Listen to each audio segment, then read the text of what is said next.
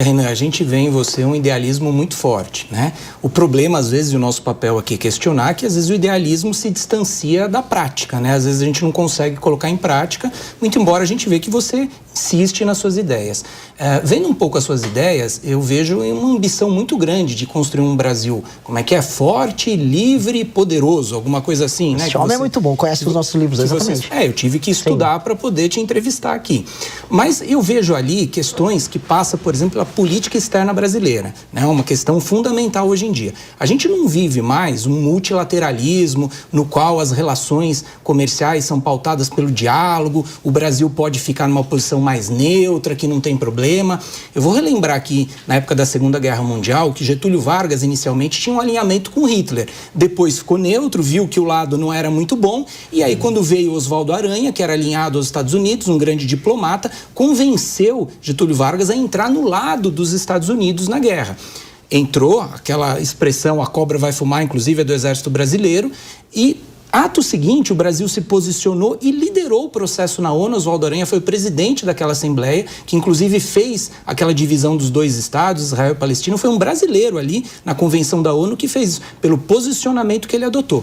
Eu vejo nas suas obras, às vezes, alguma preocupação em criticar um alinhamento com os Estados Unidos, quando você critica Jair Bolsonaro, e também de criticar um alinhamento ideológico à esquerda de Lula. Aí eu te pergunto, como que você vai fazer hoje, pragmaticamente, em relação a essa divisão que o mundo tem? Você iria se posicionar a favor dos Estados Unidos e Israel na guerra do Irã? Ia ficar neutro? Ia se posicionar a favor do Irã? Como que você vai negociar as terras raras? Vai negociar só com os Estados Unidos? Vai negociar com o mundo inteiro? Enfim, qual a postura na política externa brasileira que o Brasil hoje deve adotar em relação a esse cenário desafiador e a esse projeto ambicioso que você quer de um Brasil forte, livre e soberano? Sim, e excelente pergunta. E a urgência de um mundo que está cada vez mais em crise. A gente está vendo conflitos no Irã, na Ucrânia, talvez já um conflito em Taiwan. A gente está vendo esse mundo se moldando agora a uma nova guerra cada vez mais quente entre Estados Unidos e China. O mundo do pacto pós-45, pós-Segunda Guerra Mundial, é um mundo que está acabando. E nesse mundo o Brasil é muito fraquinho. Porque o Brasil se garantia nesse mundo multilateral, o mundo das organizações internacionais, baseado na ideia de que os Estados Unidos iam garantir a ordem liberal internacional, que os contratos iam ser respeitados, que um país não ia ser invadido pelo outro. Pois bem, isso está mudando e está mudando muito rápido. E nós estamos vendo, inclusive, os Estados Unidos, que era o antigo garantidor, falando, eu quero a Groenlândia para mim, me dá o Panamá. Invadiram e derrubaram, de maneira correta, o governo da Venezuela, mas é um vizinho. Quando a gente começa a olhar, a gente fala, olha, esse mundo está muito quente, esse mundo está começando a ficar complicado e nós não temos condições de defender o nosso território. Eu preciso lembrar uma coisa para vocês.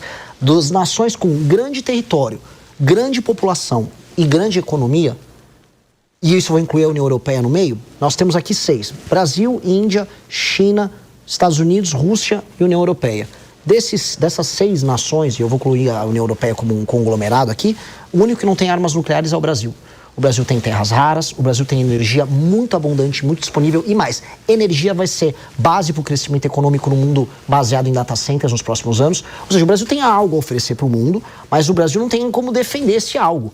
Nem a própria água potável que a gente tem abundante aqui. Então, quando eu olho isso, o Brasil precisa resolver primeiro as suas próprias fraquezas, que são fraquezas fiscais, ou seja, fraquezas orçamentárias que impedem que a gente invista em infraestrutura, invista em tecnologia, que invista inclusive em tecnologia bélica, que ele possa se armar para ter um poder não de invasão, mas de dissuasão.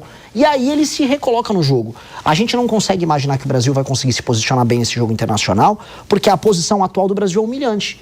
O Brasil não tem condição de brigar e defender seus interesses contra Estados Unidos e China num momento tenso como hoje. O Brasil fica fazendo uma dança meio ridícula. Ele tem que exportar os nossos commodities agrícolas para a China, ao mesmo tempo que os Estados Unidos falam, agora eu mando no continente, você vai ter que se realinhar aqui.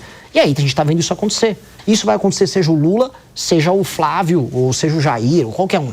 Como se reposiciona? Ficando novamente forte. Para ficar forte, novamente, você tem que resolver a questão fiscal, as contas públicas, se tornar competitivo do ponto de vista econômico, retomar o território, investir em tecnologia, investir nas suas próprias forças armadas, saber utilizar suas vantagens comparativas como energia, terra rara, trazer através das parcerias os Estados Unidos ou qualquer outra nação para produzir semicondutor com terra rara aqui, compartilhando tecnologia com a gente, para ser um parceiro forte que os outros não possam abdicar. E aí, com base nisso, nos se recolocar como potência, que é o que a gente propõe no livro amarelo. Primeiro uma potência regional na América do Sul, depois uma potência para o sul global. Renan, mas essas ideias que são corretas, elas são a médio e longo prazo, essa reestruturação do Brasil. E a curto prazo, o Donald Trump não vai ter paciência. Ele vai querer um posicionamento do Brasil. O Brasil vai negociar comigo agora terras raras? O Brasil vai apoiar ou não o conflito, que ele chama de conflito, que é guerra no Irã, né? Qual seria o seu posicionamento para agora? Porque aí seria mais um posicionamento diplomático. É bem verdade que o Brasil precisa se reestruturar para se posicionar no cenário internacional com força. Até aí nós concordamos. Sim. Mas como atuar agora no meio desse confronto diplomático? Qual a posição que o Brasil deveria adotar nesse momento? As posições, as cartinhas do Lula são bem feitas, são corretas? Não, assim, uma das coisas que o Brasil definitivamente precisa parar de fazer é se comportar como o poodle da China no cenário internacional, que é o que ele está fazendo com o governo Lula. Boa parte do problema com os Estados Unidos são das posições subalternas que o Brasil desenvolve. Tanto foi na questão do Irã, quanto na questão de Israel, antes na questão da Ucrânia. E se pintar mais algum conflito que seja do interesse, por exemplo, ou da China ou da Rússia, com o governo Lula, o Brasil vai se comportar de uma maneira que vai gerar incidentes diplomáticos dos Estados Unidos. Esse alinhamento automático com a China a gente não vai ter. Com certeza, um governo nosso não pode ter. Isso abre espaço para uma relação melhor com os próprios Estados Unidos da América. Essa relação, porém, não pode ser de sujeição, de submissão. Os Estados Unidos claramente estão interessados nas terras raras do Brasil. O Brasil tem essas reservas. Só que em quais termos isso vai acontecer? Eu vi o Flávio Bolsonaro indo para lá falando, olha, nossas terras raras podem ser úteis para você. Mas como elas serão úteis para a gente? A indústria de semicondutor fica aqui ou fica lá? Haverá compartilhamento de tecnologia? Haverá sociedade com empresas brasileiras? Os Estados Unidos, eles falam muito assim, vocês têm que tirar a China da América do Sul. Tem. Agora sim, a China compra todas as nossas commodities. A China também está querendo investir em infraestrutura no Brasil. Os Estados Unidos querem botar dinheiro no Brasil? Ou a parceria deles é só no susto, é só no medo? A gente tem que se reposicionar no jogo. E a primeira coisa é sair desse alinhamento automático que tem na China, que aí permite que a gente volte a negociar no campo de batalha. Hoje nós estamos numa posição de alinhamento automático. E alinhamento automático submisso. E essa posição a gente tem que sair, definitivamente. Eu concordo que há uma inevitabilidade nas Américas em lidar com os Estados Unidos. Até porque os Estados Unidos acham que a região como um todo é uma reserva estratégica para eles. Dito isso, entendendo que eles querem ter um controle sobre essa reserva estratégica, nós somos a maior nação da América do Sul. E isso vai precisar ser respeitado e eles assim o respeitam. Como construir isso? Eu acho que passa por esse realinhamento internacional. Vai abrir o espaço de uma discussão que vai ser boa pra gente. Eu sou a Carol e se você gostou do vídeo, não se esqueça de deixar o like e se inscrever no canal. Te vejo no próximo vídeo.